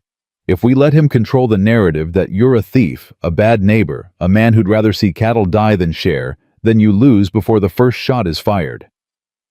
Cole stared at her. You're talking about reputation. I'm talking about survival. Different kind than you're used to, but just as deadly. He returned his attention to the window. What do you suggest? Tomorrow we go to town. We file a complaint with the sheriff even if he is in Brennan's pocket. We let people see your cut, the broken windows, the attempted arson. We make it impossible for Brennan to claim innocence. He'll say we provoked him. Let him. People aren't stupid. They'll see a man with a new family being harassed by a bitter neighbor. We get sympathy, not judgment. I don't want sympathy. But you'll take it if it keeps us safe. The logic was unassailable. Cole knew it. Rachel could see him turning it over, looking for flaws, finding none. You're dangerous, he said finally. I'm practical. Same thing in the right circumstances. Dawn came gray and cold. The broken window let in freezing air. Rachel woke to find Cole exactly where he'd been in the chair rifle ready watching. Did you sleep at all? Some. Liar. His eyes were bloodshot, his face drawn. But there was no point arguing. I'll make breakfast, then we go to town. Rachel. We go to town, she repeated firmly. This isn't negotiable. Sam emerged from his blankets. I heard everything last night. Mama's right. We need help. You were supposed to be sleeping. Hard to sleep when people are trying to kill us. The bluntness of it startled a laugh from Cole. Fair point. Over breakfast they made plans. Sam would stay behind with Lottie and the rifle. Cole and Rachel would go to town, show their faces, tell their story. I don't want to stay behind, Sam protested.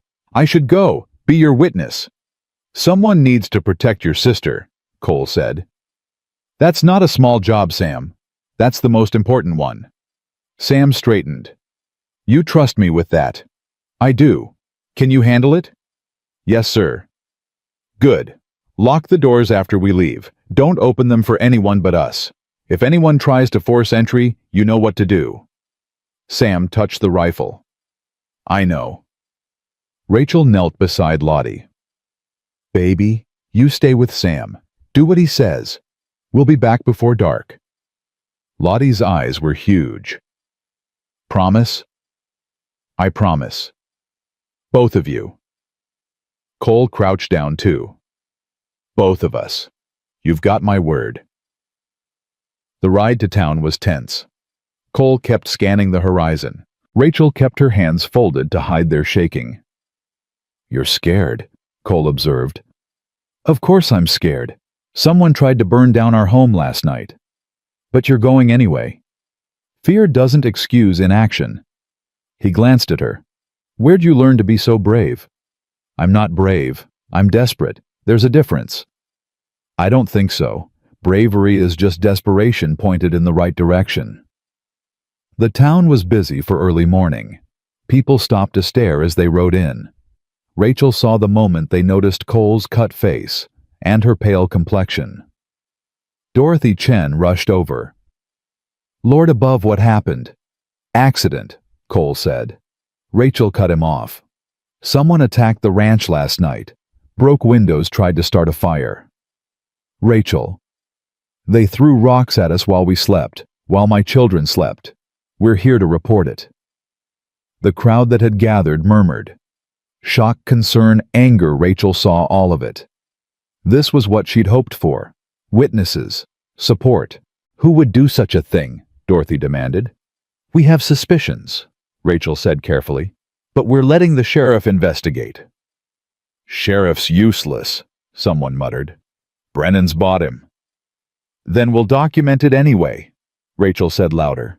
"Because when the territorial governor hears about violence against families, he tends to pay attention." Cole looked at her with something like admiration.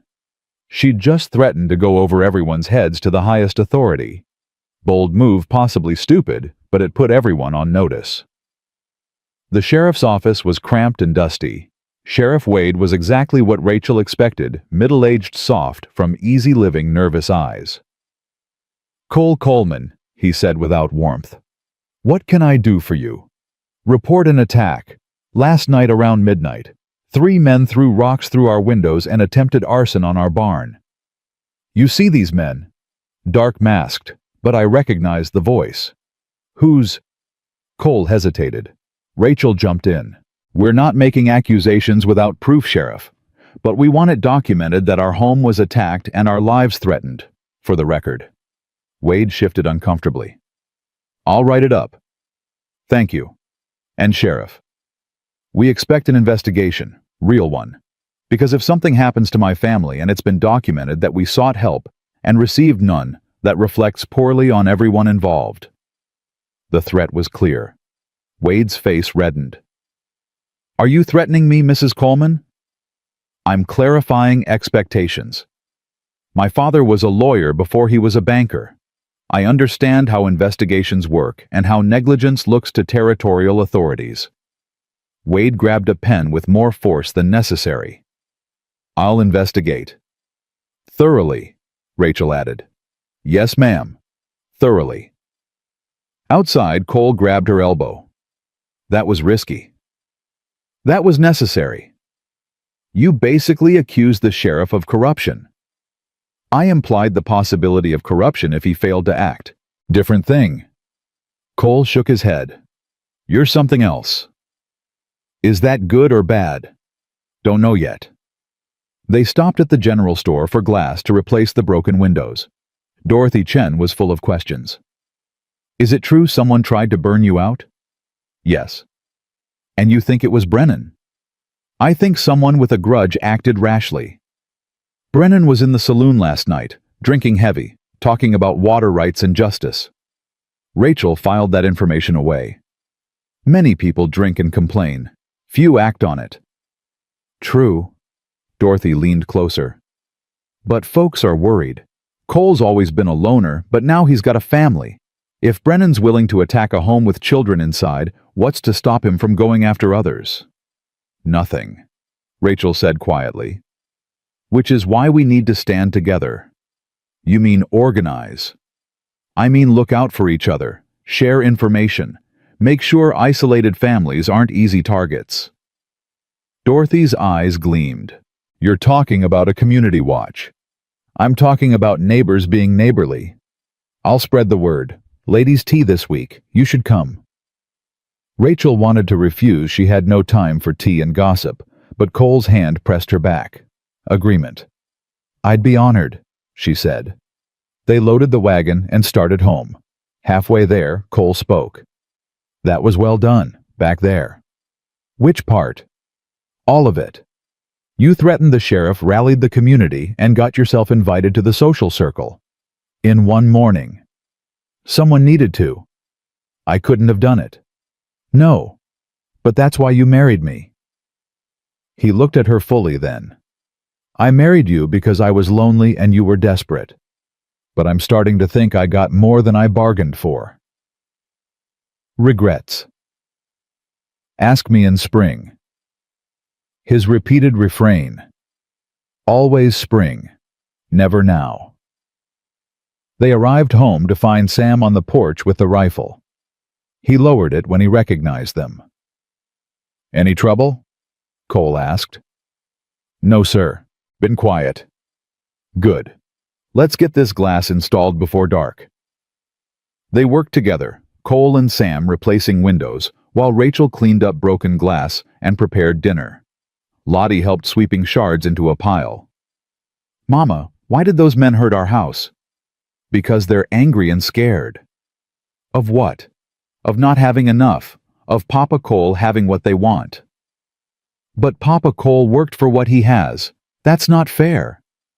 "No, baby, it's not. But fairness isn't guaranteed.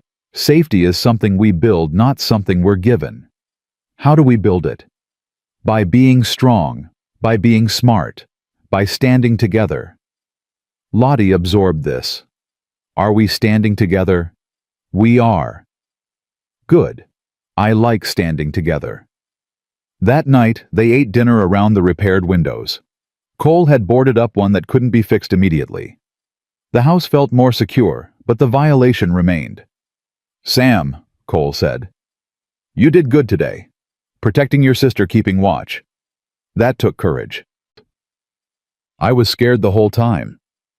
"Being scared and acting anyway, that's bravery." "You said that before, about bravery being desperation pointed right." "Your mother said that. I just agreed with it." Sam looked at Rachel with new respect. "You're smart, Mama." "I've had to be." After the children went to bed, Rachel found Cole on the porch again. Always the porch, his thinking place. "You should sleep," she said. "In a bit." "Cole, you haven't really slept in 2 days." "I'll sleep when I'm sure we're safe." "We're never going to be completely safe. That's not how life works." He turned to her. "Then what do? We live anyway. We build anyway. We trust anyway." "Trust gets you hurt." "So does isolation. Pick your poison." He laughed, bitter and short. "You don't give up, do you?" "Can't afford to." They stood in silence. The cold bit through Rachel's shawl, but she didn't move. Something was shifting between them. Had been shifting since the wedding, maybe before. The business arrangement was becoming something else. Something neither of them had planned for. "Rachel." "Yes." "Why did you really propose marriage?" "The real reason, not the practical one." She considered lying, considered deflecting, decided on honesty.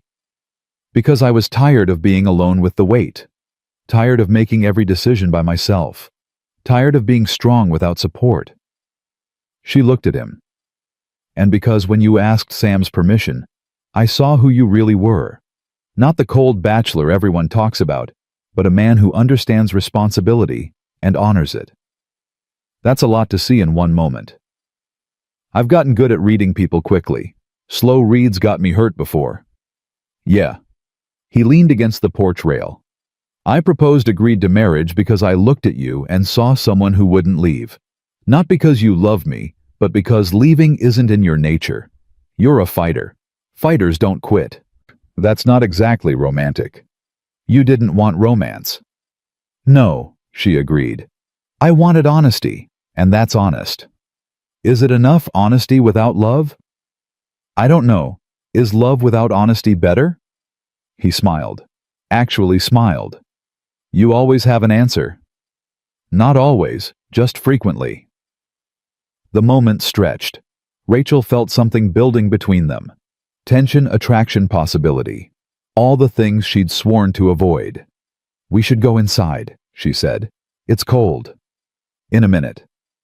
But he didn't move, and neither did she. They stood in the freezing dark, two people trying to figure out if survival could become something more. Inside, Rachel checked on the children one last time, both sleeping soundly. Amazing how children could find peace, even after violence. Or maybe they simply trusted the adults to handle the fear. She moved to Cole's room. her room now too technically, and changed into her nightgown. Heard him come in close the door. "I'll take the floor," he said. "The bed's big enough for both of us." "Rachel, we're married. People expect us to share a bed. The children will notice if you're always in the chair or on the floor. This is business. Business that needs to look real. Pick a side. I'll stay on mine." He hesitated, then nodded. "Left side." "Fine, I'll take the right." They lay down stiff and awkward, a careful space between them. Rachel stared at the ceiling, listened to his breathing, tried to ignore the warmth radiating from his side of the bed. "Rachel, yes. Thank you, for today, for handling things I couldn't. We're partners. That's what partners do." "Yeah." A pause. "Good night, Mrs. Coleman." "Good night, Cole." She waited for sleep. It didn't come. Every time she started to drift, she became hyper-aware of his presence, the sound of his breathing, the occasional shift of his weight, the knowledge that a man, her husband, was inches away. It had been so long since she'd shared a bed. Since Daniel died, she'd slept alone or with the children. This was different. Adult. Intimate in ways that had nothing to do with touch. "You're not sleeping either," Cole said quietly. "No." "Want to talk? About what?" "Anything, everything, nothing." So they did. Lying in the dark, careful not to touch, they talked. About their childhoods. About dreams they'd abandoned. About fears they never voiced in daylight. About the strange situation they'd created. "Do you think we're crazy?" Rachel asked. "Probably, but crazy's kept us alive this long." "What happens when crazy stops working?"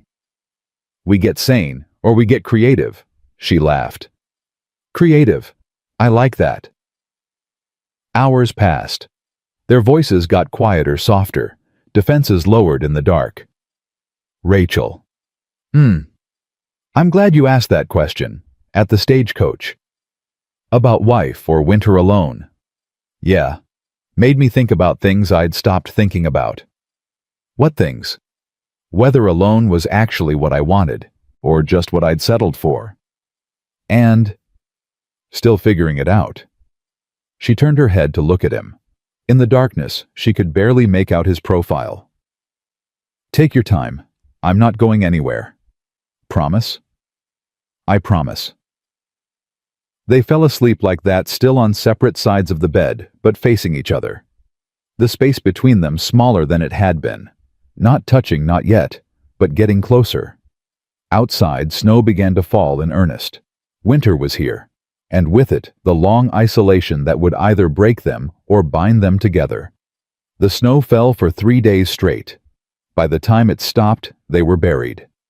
Drifts reached the porch roof. The world beyond the ranch disappeared into white silence. Rachel woke on the 4th morning to find Cole's side of the bed empty and cold. She rose quickly, pulling on her wrapper. Found him in the kitchen, staring at the dwindling woodpile by the stove. "We've got a problem." Her stomach dropped. "How bad?" "Wood'll last maybe a week if we're careful. I need to get to the woodshed, but it's 40 feet through chest-deep snow." "Can you dig?" "I can try, but if another storm hits before I'm done..." He didn't finish. He didn't need to.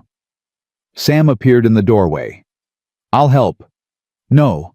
Papa Cole, I can dig. 2 of us will be faster." Cole looked at Rachel. She wanted to say no. Wanted to keep her son safe inside. But safety was a luxury they couldn't afford. "Bundle up," she said. "Both of you." They worked all morning. Rachel watched from the window, her breath fogging the glass. Cole and Sam became dark shapes in the white, shoveling, digging, creating a tunnel through the snow. Lottie pressed against her side. "Will they be okay?" "They have to be." By noon, they'd reached the woodshed. Cole and Sam hauled armload after armload back through the tunnel. Their faces were red, their movements exhausted. But they didn't stop until the kitchen was stacked floor to ceiling. "Enough for a month," Cole said, collapsing into a chair. Maybe more if we're careful. Rachel brought him coffee. Their hands touched when he took the cup. Neither pulled away immediately. Thank you, she said. For what? For keeping us alive. That's my job now. It's more than a job, Cole. He looked at her. Something passed between them. Acknowledgement, maybe, of the shift happening.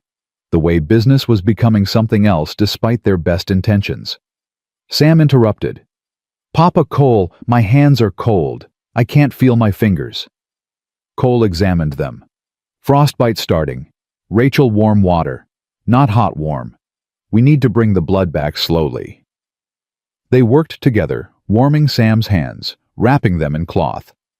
The boy bore it stoically until sensation returned. Then he gasped in pain. Burns, he said through gritted teeth. That's good. Means no permanent damage. Cole kept his hands steady on Sam's. You did brave work today, son. Son. Not boy. Not Sam. Son. Rachel's throat tightened. Does that mean I'm really yours? Sam asked. Not just on paper. Cole was quiet for a long moment. I reckon it does. If you want it to mean that. I do. Sam's voice broke. I want a father again. A real one. Then you've got one. They embraced, awkward and brief, but real. Rachel turned away before they could see her tears. That night, the temperature dropped brutally. They huddled in the kitchen where the stove provided warmth. Even with the fire, roaring frost formed on the windows. This is the worst I've seen, Cole said. And I've seen 10 winters here. How long will it last? Could be weeks, could be months. Wyoming winter doesn't follow schedules. Lottie shivered despite her blankets. Rachel pulled her closer. Mama, I'm cold. I know, baby. Cole stood. Everyone in my room. We'll seal off the rest of the house, keep the heat concentrated. They moved like refugees again. Bedding supplies, everything they'd need crammed into one room. Cole built up the fire in the small stove he had there. The room warmed slowly. This is cozy, Lottie said, trying to be positive. That's one word for it, Sam muttered. But as the night wore on, the closeness became comfortable. They told stories, played word games. Cole taught Sam chess using pieces he'd carved years ago. Rachel mended by lamplight while Lottie drew pictures. This is nice, Lottie said suddenly. Like a real family. We are a real family, Sam said. Are we? Lottie looked at Cole and Rachel. Families love each other. Do you love each other? The question hung in the warm air. Love takes time, Rachel said carefully. How much time? However long it takes, Cole answered. Can't rush feelings. But you like each other. Yes, they said simultaneously. Lottie grinned. That's a start. After the children slept, Rachel and Cole sat by the dying fire. She's not wrong, Rachel said quietly. About taking time. No. Do you think we'll get there? To love? Cole stared into the flames.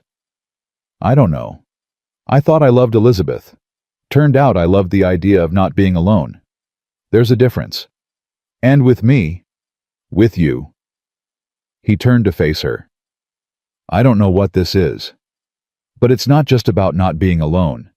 It's about wanting you to be here specifically. Does that make sense? Yes. Her voice was barely a whisper. It makes perfect sense. His hand found hers in the darkness. I'm scared, Rachel. Of what? Of wanting this. Of letting myself believe it could work. Of getting hurt again. I'm scared too. But Cole... She squeezed his hand. I think being scared together is better than being safe alone. He pulled her closer. Not quite an embrace, but near. His forehead rested against hers. "When did this stop being business?" he asked. "I think it stopped the moment you called Sam son and meant it. That obvious. To anyone paying attention." They sat like that until the fire died to embers. When they finally climbed into bed, the space between them was smaller than ever. Still not touching, but close enough to feel each other's warmth. The next week brought more storms. They were trapped in their single room, venturing out only for necessary chores. The isolation should have been maddening. Instead, it became intimate. Rachel learned that Cole hummed while he worked, that he was terrible at word games but brilliant at chess, that he had nightmares sometimes and woke gasping. Cole learned that Rachel talked in her sleep, that she had a sharp wit and sharper mind, that she was terrified of thunder but faced everything else without flinching. They learned each other. The children thrived despite the confinement. Sam grew stronger, more confident.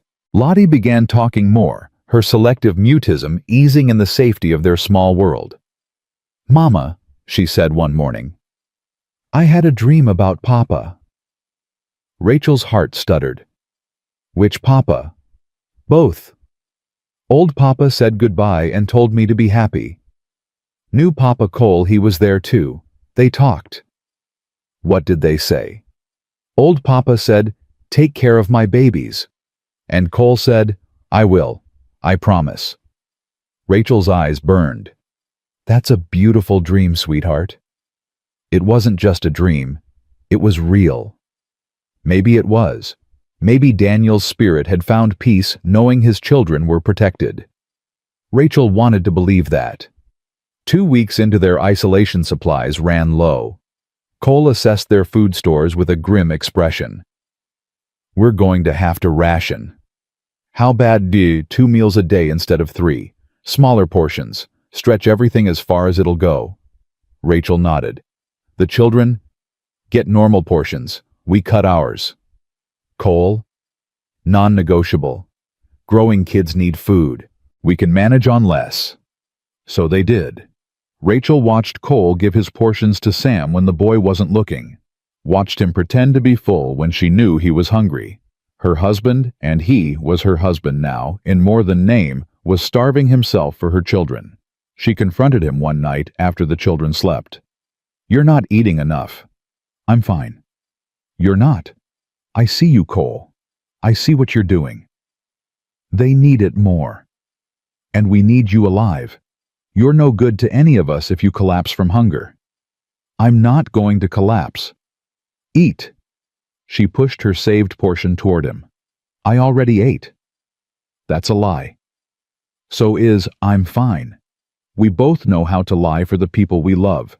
Now eat." He stared at the food, then at her. "The people we love." She'd said it without thinking. But now, looking at him, she realized it was true. Somewhere between desperation and partnership between business and family, she'd fallen in love with Cole Coleman. "Yes," she said simply. "The people we love." He didn't eat the food. Instead, he split it carefully in half. "Together, then. We starve together or survive together." "Together," she agreed. They ate in silence, the food barely enough to satisfy, but enough to sustain. When they climbed into bed that night, Cole pulled her close for the first time. No space between them. Just warmth and presence, and the beginning of something neither had planned for. "Rachel." "Yes. I love you." 3 words. Simple. Terrifying. True. "I love you too." His arms tightened around her. "When did that happen?" "I don't know. Gradually, then suddenly." "You?" "Same. I fought it. Told myself it was just proximity, just convenience. But then you threatened the sheriff, and rallied the town, and stood in this kitchen during an attack, and—" He pulled back to look at her. "You're extraordinary. I'm practical. You're both. And I'm keeping you." "Keeping me?" "Yeah. No spring expiration. No reassessment. You're mine, and I'm yours, and that's how it stays." Rachel felt tears streak down her face. "That's not very romantic." "It's honest. That's better." She kissed him then. First real kiss since the wedding. Not brief, not chaste, but deep and claiming and full of everything they hadn't said. When they broke apart, both breathless, Cole rested his forehead against hers. "We're really doing this," he said. "We really are. No going back. Wouldn't want to." They made love that night. Quiet and careful, with the children sleeping nearby, but passionate for all that. It was a claiming, a promise, a declaration that business had become something holy. Afterward, wrapped in each other, Rachel whispered, "No regrets. Not a single one. You? None. Except maybe that I didn't ask my question sooner." "What question?" "Do you want a wife or just another winter alone?" He laughed softly. "Best question anyone ever asked me." Morning brought revelation. Sam stood in the doorway staring at his parents curled together in the bed. "So it's real now," he said. "Not just for show." Rachel started to pull away, but Cole held her firm. "It's real. That okay with you?" "More than okay." Sam's grin was enormous. "Lottie owes me 5 cents. I bet her you'd fall in love before Christmas." "You bet on us." "Course. It was obvious to everyone but you two." After he left, Rachel buried her face in Cole's chest. "We were that obvious. Apparently. How embarrassing. How perfect."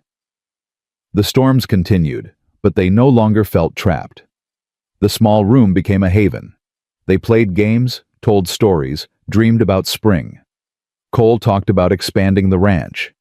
Rachel talked about a real garden. The children talked about school and friends and normal things. "When the snow melts," Cole said one night, "we're having a real wedding, with the whole town. I want everyone to know you're mine. I'm already yours, but I want it official. Flowers, music, the whole thing. Whatever you want. I just want you. You've got me, but you deserve the rest too." Christmas came quietly. They had no gifts, no decorations, just each other, but Lottie declared it the best Christmas ever. "Because we're together," she said simply. "That's all that matters." Cole surprised them with a small carved horse for Sam, and a doll he'd been secretly working on for Lottie. For Rachel, he gave her his mother's wedding ring, simple gold worn smooth with time. "She'd want you to have it," he said, slipping it on her finger. Rachel gave him the only thing she had, a shirt she'd sewn from scraps, every stitch done with love. "It's perfect," he said, and meant it. January brought the worst storm yet. The wind howled for days. Snow piled so high they couldn't see out the windows. They were truly trapped now, cut off from everything. "Cole," Rachel said on the third day, "I'm worried." "About what?" "Food's running low. Wood's almost gone. If this storm doesn't break, it will." "How do you know?" "Because I'm not losing you. Any of you. We'll survive this." And they did. Barely. By the time the storm broke, they were down to the last of everything. But they'd survived. The day the sun finally appeared, Cole dug them out. It took hours, but eventually he broke through to the world beyond. "It's over," he shouted down. "Winter's breaking." They emerged like creatures from a burrow. The world was blinding white.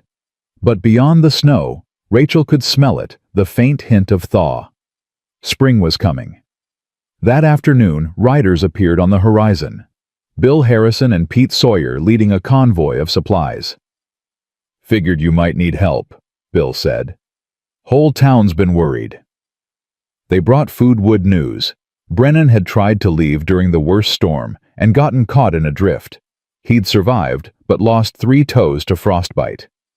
He was in town broken and bitter, but no longer a threat. "Winter took care of what we couldn't," Pete said. Justice of a sort. Dorothy Chen had organized the supply convoy, rallying the women of Carterville. "We take care of our own," she said firmly. "And Rachel's one of us now." That night, the house felt full in the best way. The children laughed. Cole smiled. Rachel felt peace settle into her bones. "We made it," she said to Cole as they prepared for bed. Never doubted it.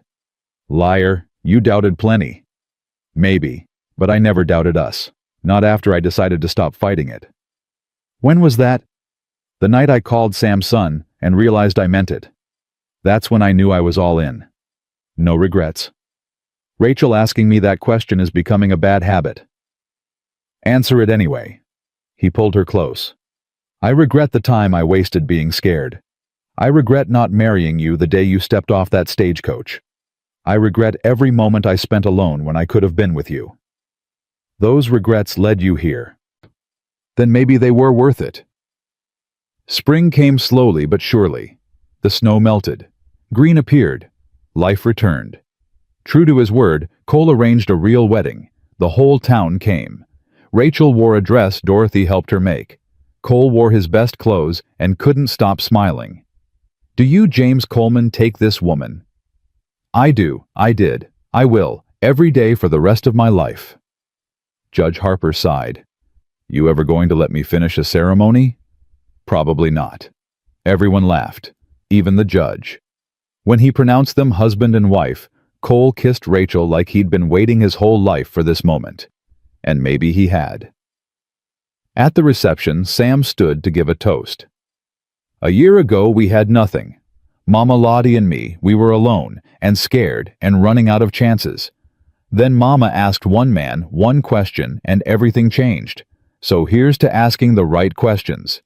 And here's to the man brave enough to answer. Everyone raised their glasses. Later, as the sun set and the party wound down, Rachel and Cole stood on their porch, the same porch where they'd had so many conversations, made so many decisions, fallen so slowly and completely in love. Happy? Cole asked. Extraordinarily. Even though it started as business. Especially because it started as business. We built this on honesty and respect and partnership. Love came after. That makes it stronger. Think we would have made it if we'd started with love? No. We needed to be practical first. To trust the foundation before we built the walls. He turned her to face him.